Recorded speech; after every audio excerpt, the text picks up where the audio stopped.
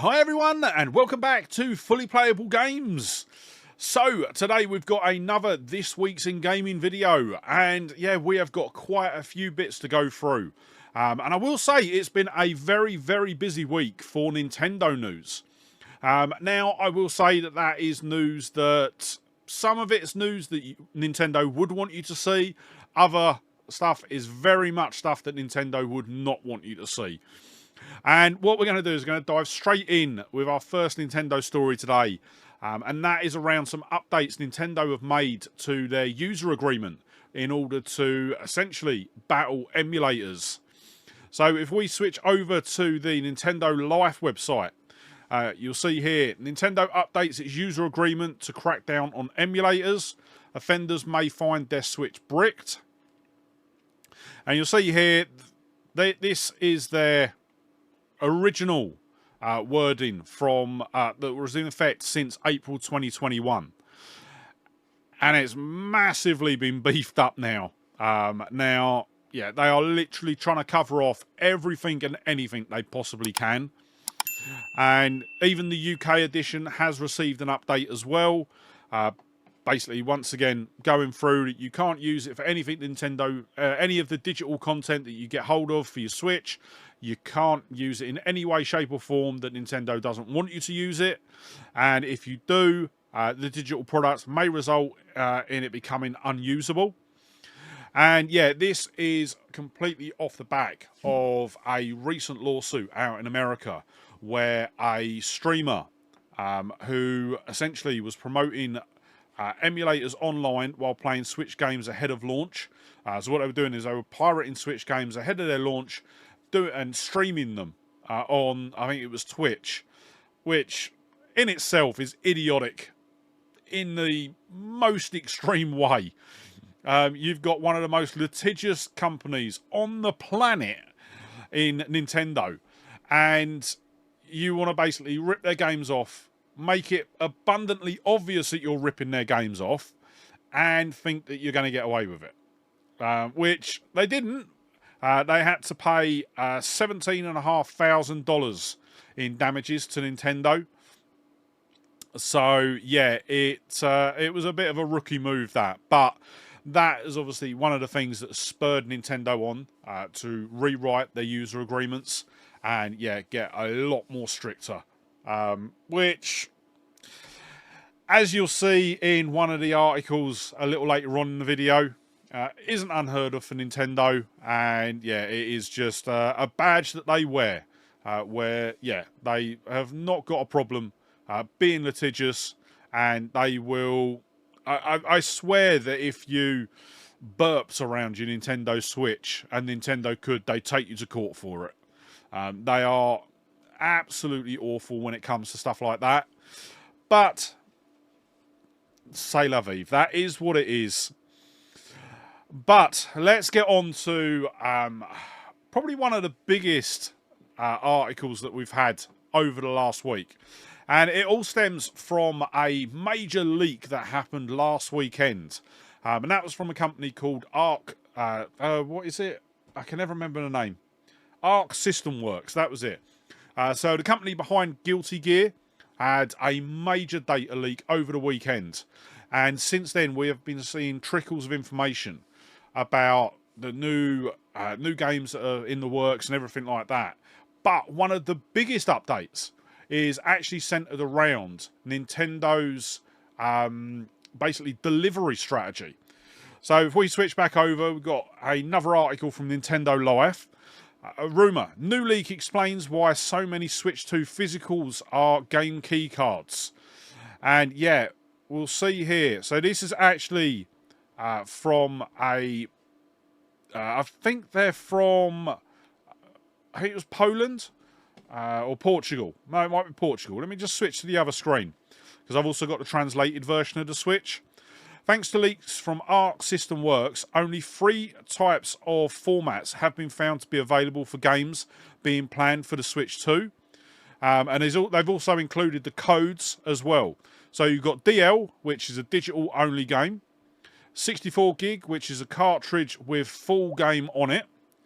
And then codename Potion, which is the game keycard format. So this was something that we were speculating in. I've probably said it in a couple of videos now, that we knew, we saw that there were rumours that there were only 2 different types of cartridges for Nintendo Switch, but we didn't have any insight as to whether the other size other than the 64 gig was actually a different size cart or was a game key cart.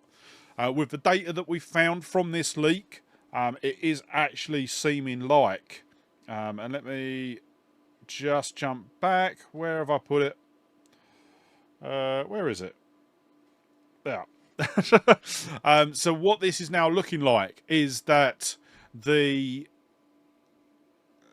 only options that Nintendo are giving developers and publishers are you either buy the 64 gig cart, which from what we've been seeing is they're charging about $10 a cart, or you take the game key cart. That's it. If you want to basically have something on the shelf, that is going to be your only options. Yeah. It's just another blow to the physical media and game sort of preservation and everything like this. It is looking very bleak. And the fact that obviously all of the companies now are pushing this. You've got Sony, Microsoft. They all want a digital-only future. Nintendo was the one that we were hoping was going to see the light, but it seems like they're pushing that way as well. That's why we're seeing a lot of third parties now releasing on game key cards. I will be honest, I am going to put this out there now. I will not be surprised if we do not see Nintendo first-party games coming to game key cart within the next 2 years. I reckon you'll get the initial couple of games. They'll come out on they all exist on the cart. Blah blah blah blah blah. And then I wouldn't be surprised if you start seeing Nintendo transition the first-party games, over to game key cart as well. And then essentially killing game preservation altogether. Which, I will be honest, because of everything that's coming out around the game key carts, it's making me less and less likely that I'm going to pick up a Switch 2. I'll be honest.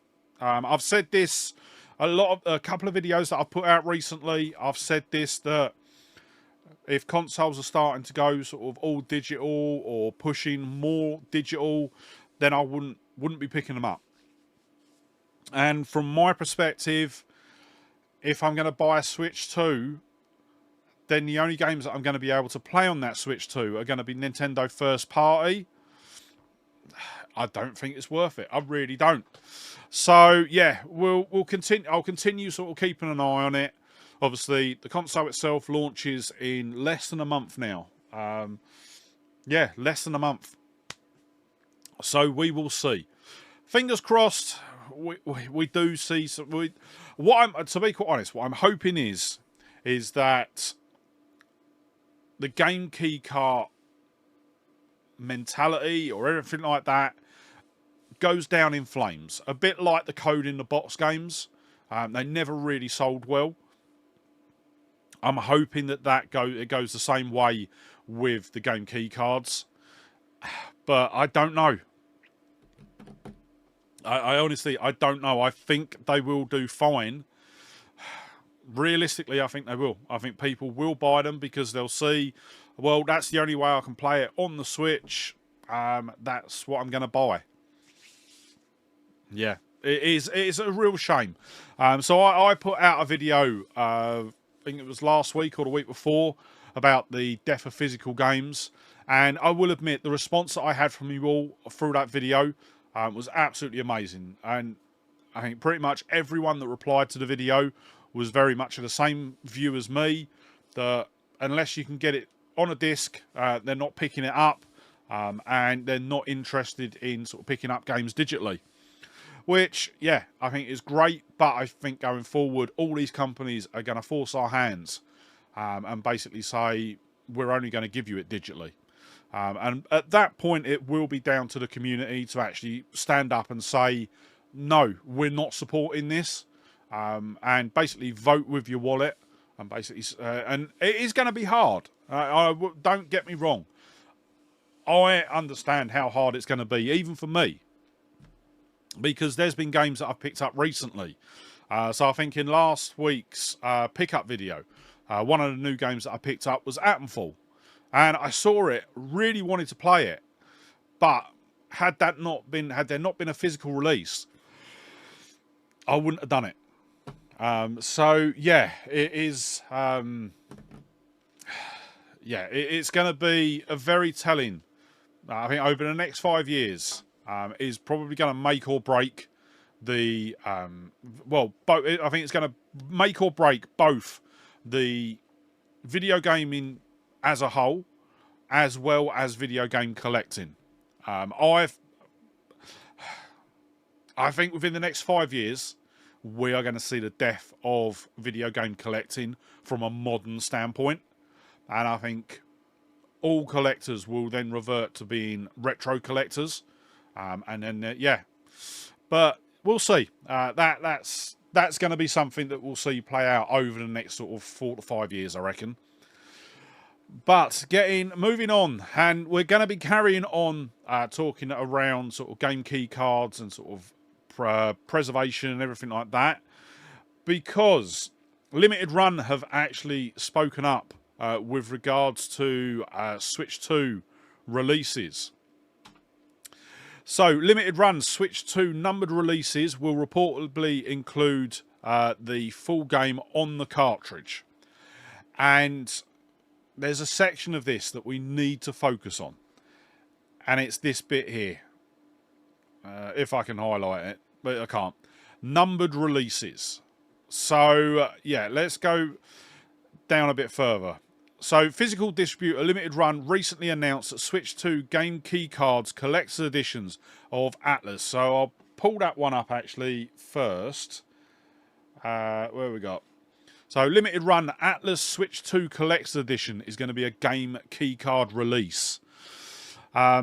As we discovered in recent weeks, multiple third-party Switch 2 games will be sold as game keycards.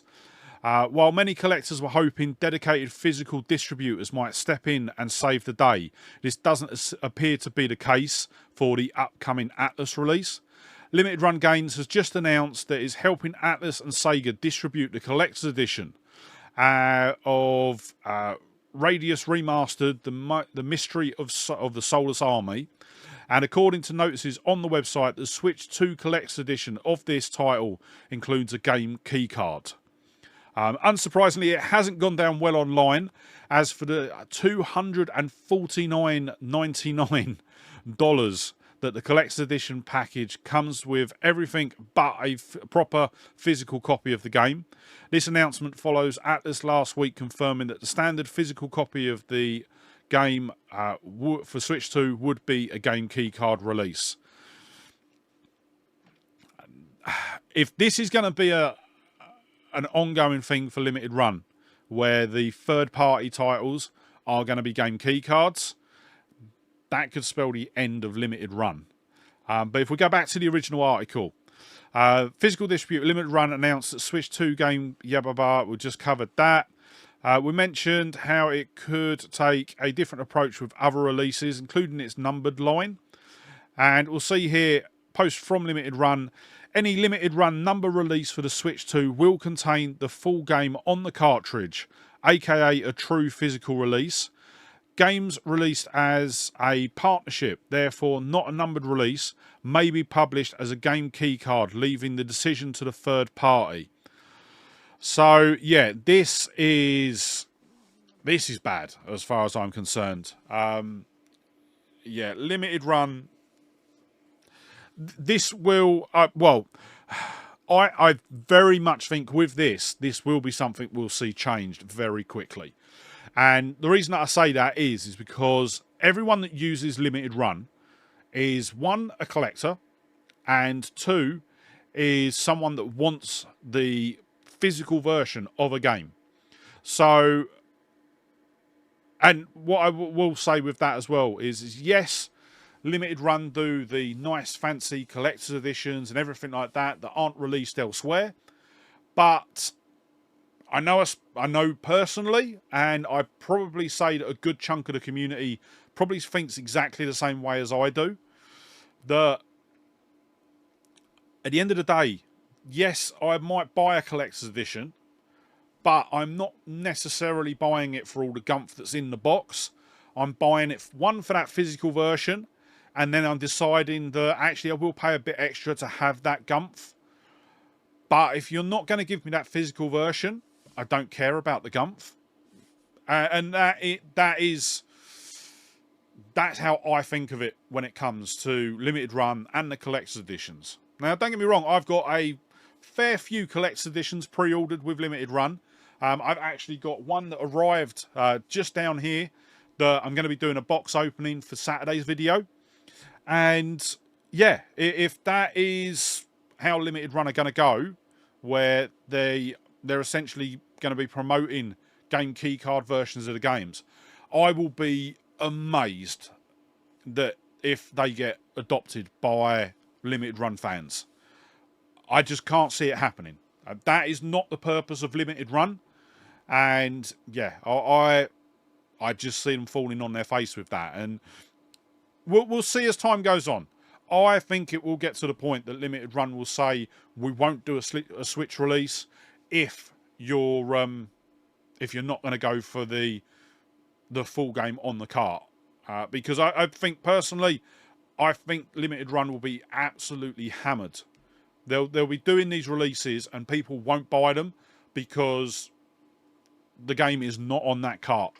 But once again, this is something that we'll see play out. I'll be very interested. What I am going to do is I am going to follow the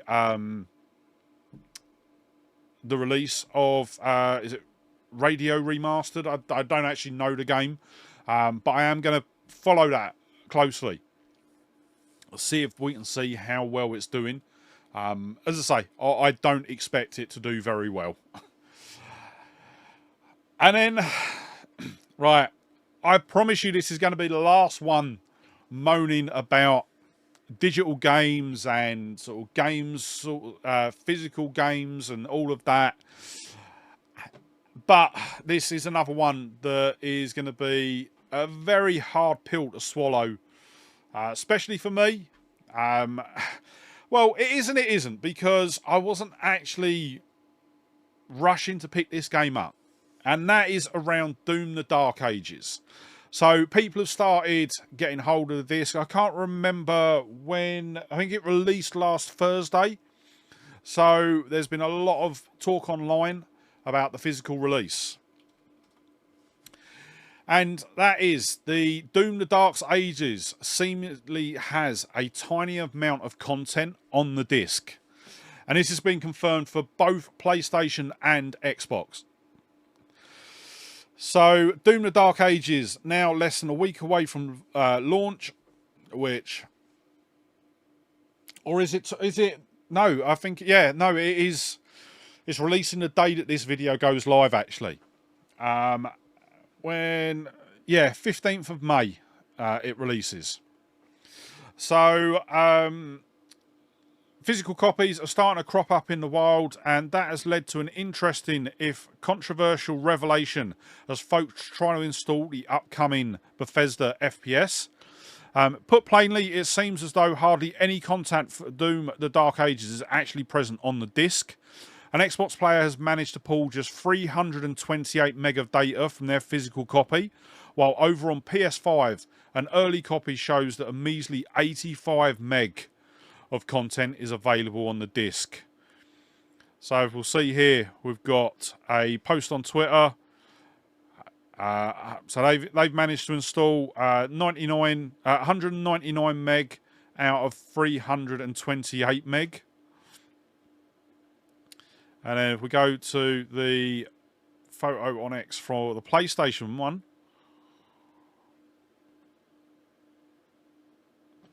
So Doom the Dark Ages, size 85 meg. Download status complete. You must connect to the internet to update Doom the Dark Ages. This is... yeah. So, once again, another game that I won't be picking up. Because, yeah, this is absolutely disgraceful. So, this is an Activision... and I think Bethesda actually did this with their last game as well. But essentially what they're doing is they're doing an Activision where... yeah, literally the only way to get the game is to download it. And yeah, just... to be quite honest, the fact that it's Bethesda doing it is probably getting to me more than anything, because obviously that signifies that is how they're thinking. And my concern is obviously the next Fallout, whenever it does arrive, is potentially going to be like this. It is going to be a download only. And yeah, it will be truly disheartening and disappointing if that does happen. Because, as you all know, I love Fallout. Always have. And yeah, it will be devastating that I can't play the new Fallout. But I have, as I've said earlier on in this video, I have got to resign myself that I will start missing out on games. And I think it's going to get harder and harder for me. But, yeah, it is... just is what it is. But I've just noticed actually another article on Pure Xbox there. I'm just going to switch back. Huge number of people cancelling Doom pre-orders over botched physical release. So, yeah, not looking good from that respect. So, fingers crossed, this is we are going to be seeing this sea of change. And yeah, as I say, I know a lot of people that watch my channel are all about that physical mindset.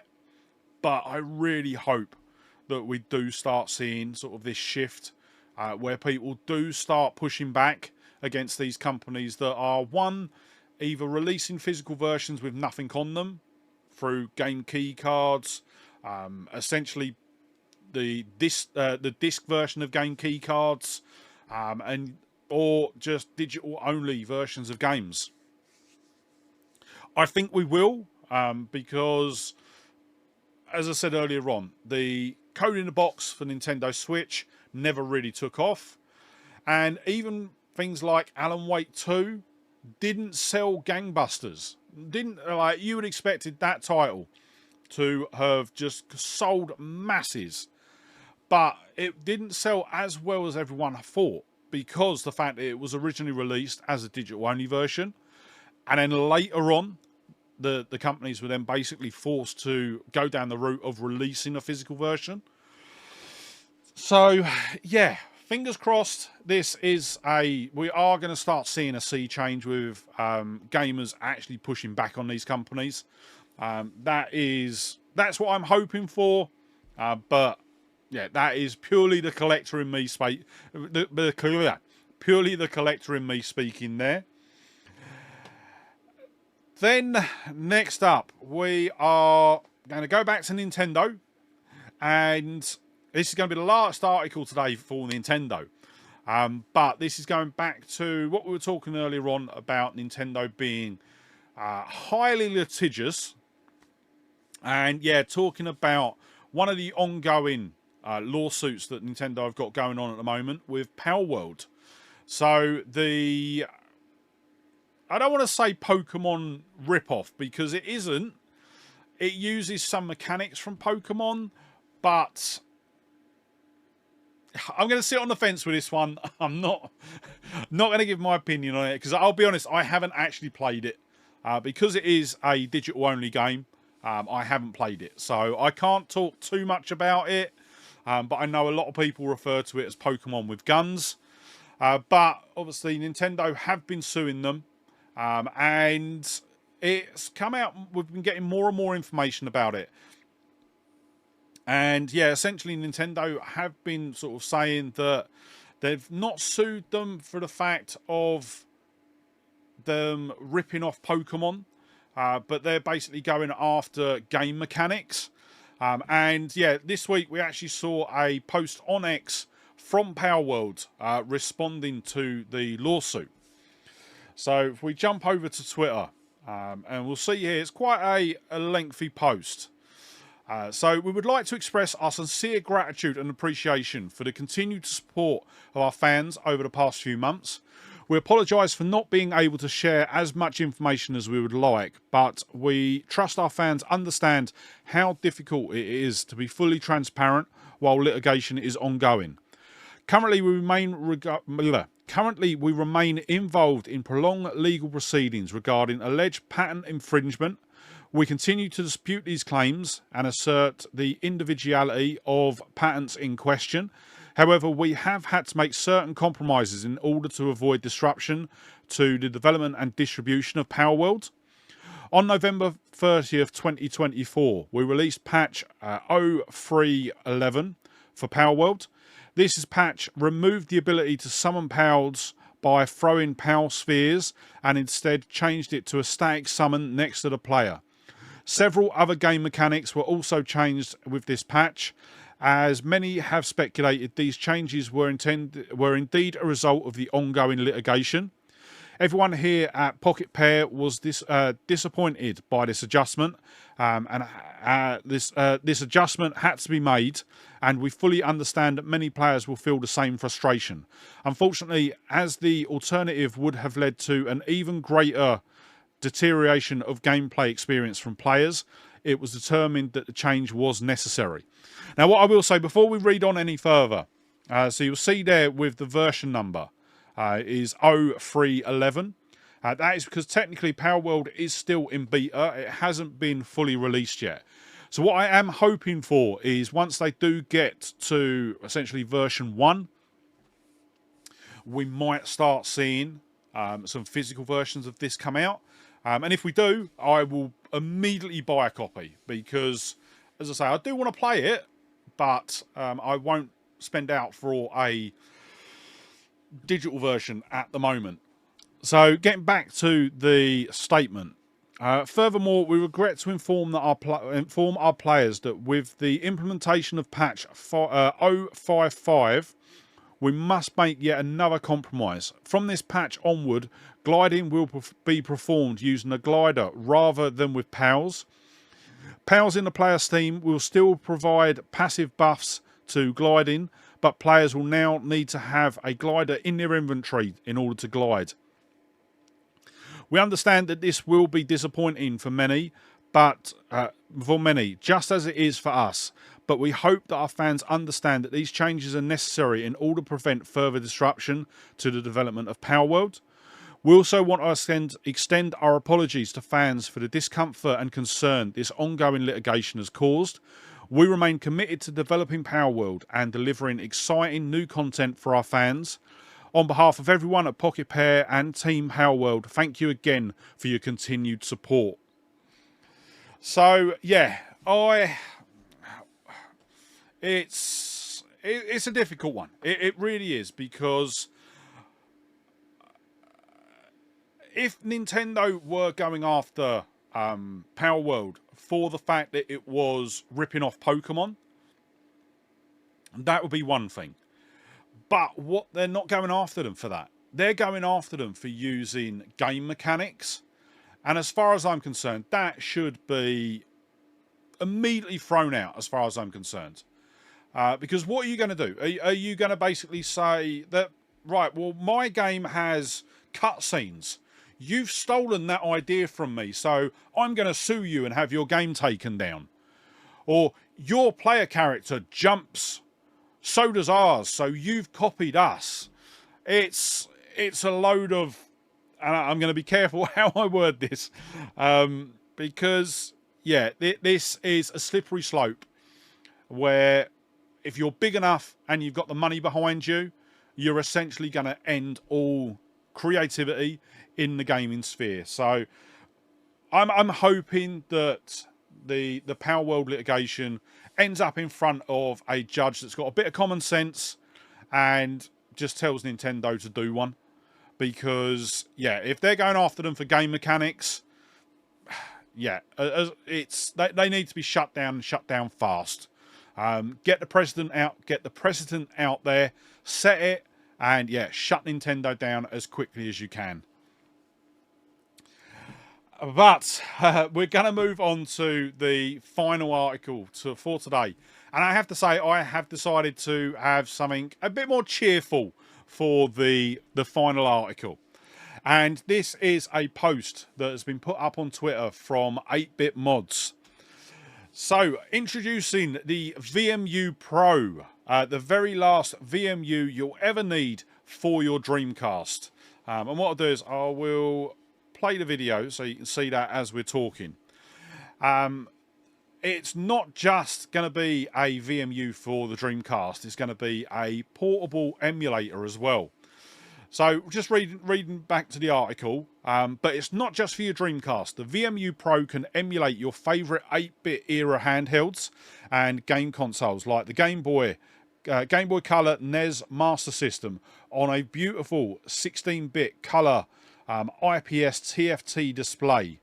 And you'll see there in the video, they're emulating Mario Land, or Super Mario Bros, sorry. Or Super Mario Bros Deluxe, that was, sorry. And yeah, that was a very dangerous one to put in there, especially with what we covered earlier on with Nintendo. But yeah, the actual VMUs are available to pre-order from today when you're seeing this video, or when this video goes live, sorry.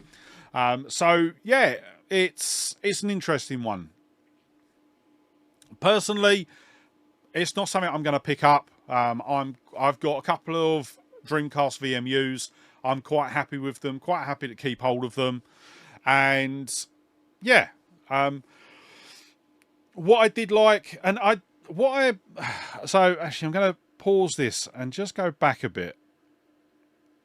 There, so this linking of VMUs, I didn't even realise you could do that, but you can actually apparently do that with the original Dreamcast VMUs as well.